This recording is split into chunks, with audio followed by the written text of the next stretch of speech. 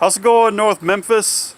Today is July 12th, Sunday, July 12th, around 1 p.m. And first of all, I want to give a big shout out to Edgar Mendez and Lesbia Mendez for the outstanding meal I had yesterday at the Roomba Room. They had a little South and Central Mexican featured gourmet showcase, and it was fantastic. I told them I would be willing to pay $10 more for such a meal. Had a fantastic pineapple and jalapeno margarita to wash down my very savory creamy chile poblano, stuffed chile poblano with a little sprinkling of pomegranate seed pulp. It was just ridiculous. It was just so well prepared and so well presented, and I don't know, for 40 bucks, I ordered a little more than what was in the package. Okay, for 40 bucks including tax, it was outstanding. So whenever they do that again, I'm going to do that. Okay, but anyway, I want to talk to you guys. First of all, I want to apologize for not having recorded very long. For those of you who haven't seen me yet, I am your new best friend. Not because you know me, not because I know you, but because I'm always going to tell you the truth. Because I care about you to give you truth that you'll never hear, and package it in a way that you'll never hear it, but is really specifically focused and distilled in a way to be relevant to us, our common situation. And I want to begin this by saying that I will forever be grateful for my 3.5 years spent in customer service. Oh, by the way, I'm well outside. I don't need to be wearing this mask right now. I'm outside. There's a breeze. This is my home, but I'm 20 feet from the sidewalk. So anyway, whatever, I'm making a point. I will be very grateful for my 3.5 years at working in a large home improvement store in the hardware, lumber, building materials, and doors and windows areas of this place. Even got to drive a forklift from here on every now and then to reload the lumber. But the reason why is because I learned about many of you, and established like a strong, repetitive client customer relationship with many of you, which was complete. Like, I wouldn't have gotten this unless I was in the military service. Frankly, I wouldn't have got this kind of and dispatched to a foreign base. I wouldn't have gotten this kind of experience, and I'm forever grateful for it. I've met many wonderful people who have a stronger, cleaner, and more noble heart than I have had up to this point. People who work very, very hard to better themselves through their dwelling as my customers, or better themselves because they have taken big chances to become immigrants to this country and work very hard and do very well by their employers and by their homeowners, but and by their customers, that is. But anyway, that being said, I've also met some of the ugliest people, and I mean ugly at heart. I would have to say, I've notably said I was cutting glass one time, and there was this very foul disposition lady, about 60 years old, coming with a couple of other guys who probably had to come over because they knew she would make an ass of herself. But she was very, anyway, she was rushing me as I was cutting her glass, and it was not an easy job for her in this case. So obviously she was very, you don't, for the same reasons you do not rush shaving in the mornings, you don't rush cut glass. Well, whatever, some people are just not prone to understand that. But anyway, what was her ugliness? Unfortunately, well, I'm not going to put it on her completely, but her ugliness from inside was showing on the outside. And I say that because she had sores, open sores all over her face. And it appeared that probably maybe she was she had the crystal meth addiction that many of us in the trade area of that home improvement store had. Oh boy, specifically in the state of Tennessee, we had that whole thing really bad. And we've had several otherwise unexplained explosions in kitchens. It's about 5 or so years ago. It was like we all knew why that would happen. I know I'm supposed to cover my nose, but I really don't need to be wearing this right this very moment. But anyway, I'm part of the team. But another really ugly person that I met was somebody who was probably engaging in elder abuse of their own mother, because he came to get his keys cut, and I was there to cut his keys. A very tall man, about 50 years old, little pot belly, probably living with mother. Mom was about 70, and came to get her key cut. The son was right with him, and so Mom had to correct something that he said to me about the key or something, or what it was for, and he kind of flinched at her to threaten her to get her to get back in line or whatever. But in other words, that was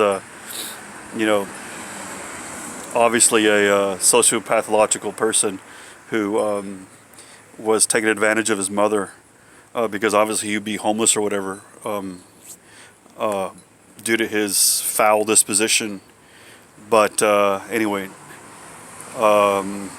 there are opposite cases in my that I can talk about. People who have thanked me for people who have got over and beyond to thank me for what I'd done for them, even though I was just doing my job, let's say, or people who were doing things for someone else, getting supplies for that which they were doing for something else, largely at their own expense. So it was heartening to see. But anyway, but I have to say that many of us are revealing ourselves to be, I would have to say, as ugly or uglier than those two examples I cite from my experience in working in a home improvement store, and actually as a very, very active, full-time and very sought-after employee in this place while I was there, because I took care of my competence in the matters at hand. But always trained up, constantly. But I would have to say that yes, the current crisis we are living through right now is revealing us for what we are.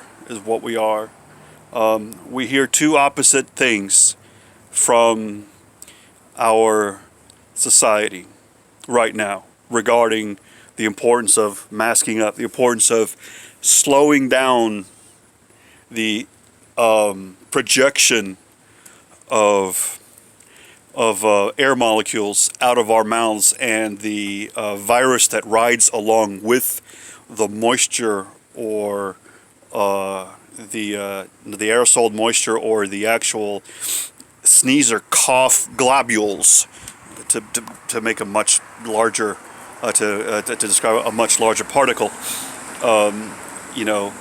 When we speak, we project 6 feet. When we speak loudly, we project further. When we laugh, we project further.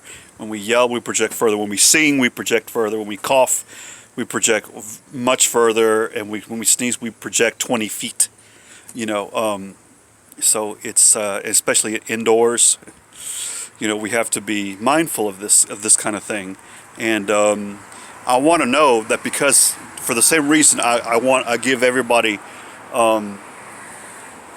humbly and well substantiated truth.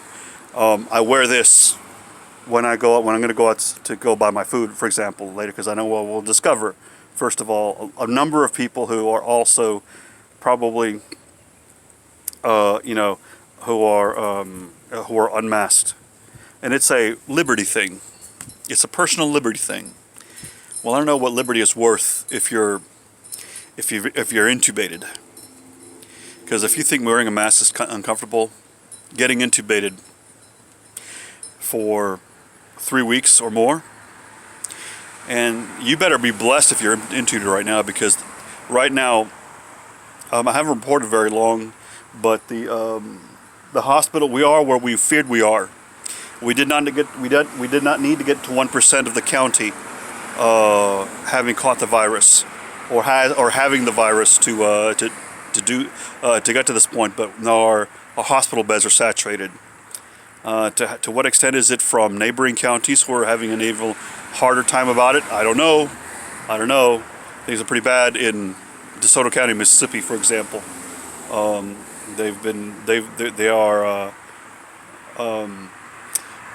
People have fallen into two camps right now. They fall into the camp of, okay, I see what the medical experts, certain policymakers, and certain doctors, certain athletes and coaches are saying, mask up. Most notably, Paul Stanley and Gene Simmons are being very active. They are the two front men and founders who are still active in the group KISS. You may have heard of them. They're very active in the mask up movement. Why? Because obviously they've had to cancel a tour or interrupt a tour, their farewell tour for it. But they're not going to say, they're not going to be responsible for people coming together and getting sicker, unlike a certain president of ours. But the people who study contagion have told us that there are certain consequences for what we do. What we are experiencing right now is not a resurge of the virus. We have regenerated the first wave. We have basically gotten the first wave back in. We never got over the hump on this thing with respect to active cases over time. The growth of active cases has re-accelerated because of our behavior in this country, specifically in Memphis, Tennessee. Now we have, last time I said we were barely over 1,000 cases, known cases. This was back in, I guess, late May or so. Now mid-July, we have 4,000 active known cases. We are almost to 0.5%. Some say this virus is out of control, and Florida is definitely out of control. Texas is probably going to be out of control. Missouri's probably going to get out of control here. Rural Tennessee, unfortunately, is getting really, really bad, and which is really bad because they've had hospitals closed because of non-acceptance of Medicare expansions by our brilliant Governor Bill Lee. Incredible. But other folks have decided that the sacrifice of personal liberty, that this is so uncomfortable that this accumulates carbon dioxide what are the dangers of ingesting carbon dioxide? Look, nobody's telling you to put your face in a fucking vat of dry ice, okay? This is not an excess of carbon dioxide. Whatever you say. Okay, carbon dioxide goes back out of these little fibers. Is a very small molecule. It passes through these molecules like you and I could walk in and out of Stonehenge, but between the boulders. Okay, it's much smaller than a fucking virus particle. I don't know if you realize this. Okay, but whatever. I'm sorry for not looking straight into the camera, but looking at myself. I guess I'm vain or whatever. Need to work on that. But nice crotch rocket, sir. I need to buy myself a Harley or a crotch rocket with the money I've been making on carpet bagging these cheap stocks with my excess earnings, but that's another story. Anyhow, so you choose to either believe that this sacrifice is beyond your necessity. Okay, fine. It's folks like you who have gone to these COVID parties, who have gone to Lake of the Ozarks, who have gone to summer camps,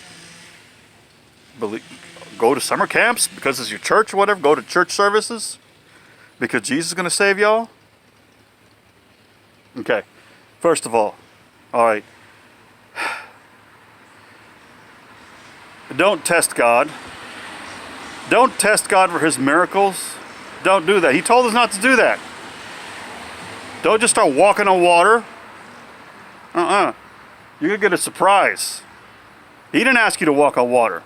If he asks you to walk on water, then walk on the damn water, okay? But if he's not asking you to walk on water, if you're just trying to show off or test God, then he's got a surprise for you. She's got a surprise for you, believe it or not, okay? But anyhow, so we listen to who we want to listen to. A lot of people listened to Pharisees back in the day. You know, that didn't end up so well for them. Well, right now we're listening to people who are elect just because they're elected, because so-and-so are because Fauci's an unelected official, but they are an elected official, which is no credit to them because of the people who happen to elect them. So they want to do what? They want to go to the beaches, go and make a fuss, throw tantrums in a damn grocery store or a Costco for not wearing their masks. This is why our hospital beds are full. And now, what's wrong? Okay, so we've got municipalities all over the country, outside of the northeast of this country, who have full hospital ICU wards, full ICU wards. What does this mean? You come down with it, and that's going to become more and more likely for people like you, even for people like me. Okay, we get sick. All right, so the doctor has to decide whether or not you who are 70 years old versus you who are 25. Okay, will you survive it? And does it matter? Or are people visiting you to know that you are loved and cared for or not? Okay, the doctors will decide whether or not you're going to get whether or not you're going to be intubated, whether or not you're going to get your ventilator, or whether or not you're going to drown in your own pus or phlegm or whatever. Oh, if you're lucky to get one, what we're realizing is that there is semi-permanent damage to your lungs and other organs, and your muscles, your digestive system, because this virus goes everywhere. It enters your pulmonary tract, it enters your lungs, but it goes everywhere. It goes everywhere. It becomes a universal infection. So, we've got politicians, preachers, businessmen, well-connected people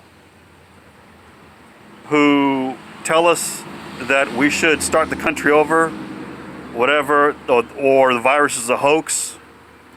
To this day, we don't hear a lot about that still, but we have people who have been constantly saying that we need to take certain precautions, that it is not wise to open the schools, which is true. It's insane to open the schools. It'll prove to be insane to start up college football this fall, for sure. Because the only reason why we say this is because the money involved. People, the sacrifice will be borne by certain people. And those people who stand to lose by us saving our own damn lives, okay, are the ones who are advocating the most irresponsible behavior. So if you listen to them, you're a member of the flock that is following the wrong shepherd. There's a reason why they have silenced Dr. Fauci, because he's going to cost them money. He'll save your ass, but he's going to cost them money.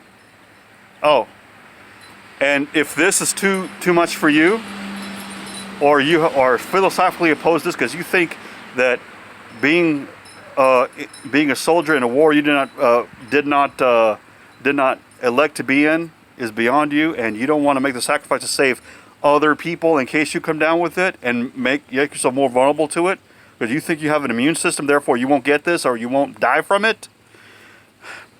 You are uglier than the person who